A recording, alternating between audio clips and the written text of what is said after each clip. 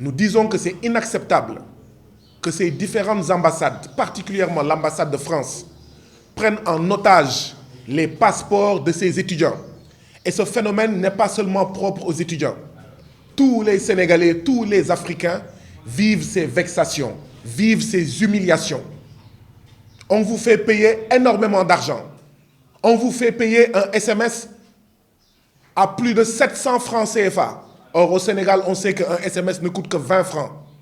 Ce qui m'a amené à demander, mais les SMS que ces ambassades, que l'ambassade de France envoie aux candidats pour un visa, est-ce que ces SMS-là sont envoyés depuis la planète Jupiter pour que ça coûte plus de 700 francs et non 20 francs?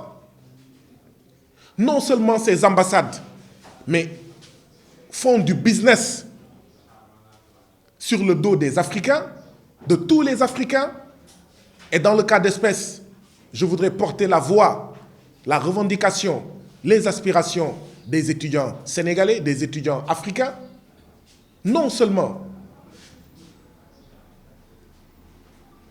ils leur facturent énormément d'argent pour cela, argent qui n'est pas restitué en cas de non-obtention du visa, mais en plus, ils prennent en otage pendant un mois, même plus d'un mois, les passeports des Africains. Quand nous avons fait notre post Facebook pour dénoncer cette situation-là, nous avons été informés par les étudiants que beaucoup de visas ont commencé à tomber, mais il en reste encore énormément. Nous demandons à l'ambassade de France de respecter les Africains, de respecter les Sénégalais.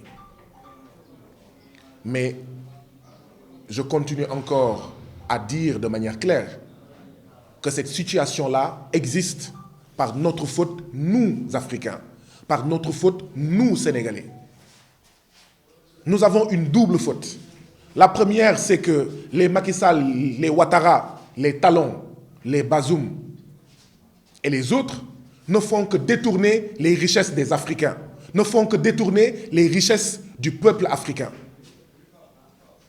Et donc, en détournant les richesses du peuple africain, mais ces présidents, Macky Sall, Ouattara, etc., ne laissent pas suffisamment d'argent au peuple africain pour avoir une éducation de qualité, pour avoir des universités de qualité, pour avoir des systèmes de santé de qualité, pour avoir des systèmes de sécurité de qualité.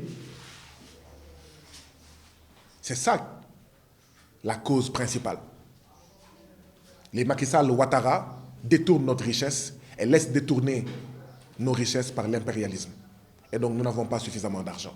C'est pourquoi nous nous battons. C'est pourquoi nous invitons encore cette jeunesse, y compris cette jeunesse qui, par la mer Méditerranée, par le désert du Sahara ou par les tentatives d'obtention de visa, va cette jeunesse à l'assaut de l'Europe forteresse. Il faut se battre. Il faut se battre pour changer le rapport de force, changer les relations entre nous, Africains, et le reste du monde.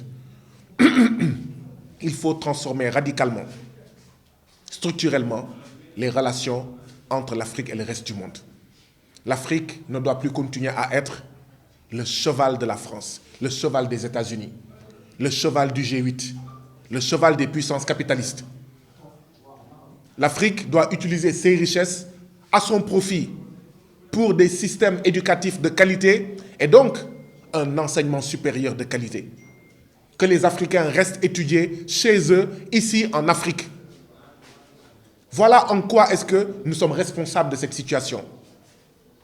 Mais la deuxième responsabilité, c'est que, mais je suis sûr que parmi ces étudiants qui cherchent des visas et dont je me suis fait le haut-parleur, il y a des étudiants membres de l'APR et de Benno Bokk Yakaar. Il y a des étudiants, filles et fils, de membres de l'APR et de Benno Bokk Yakaar. Mais ce qui se passe, c'est que, mais c'est parce que les Macky Sall, mais sont si serviles, si aplatis devant l'impérialisme français, devant l'impérialisme en général, qu'ils n'ont même pas le courage de frapper sur la table pour exiger de l'ambassade de France de l'ambassade d'Allemagne,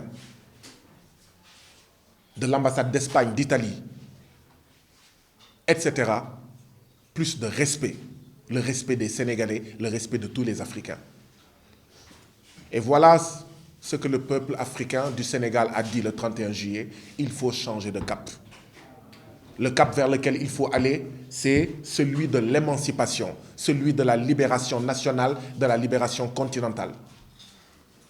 Celui de la sortie du néocolonialisme, de l'impérialisme, voie nécessaire pour sortir de la pauvreté et du sous-développement.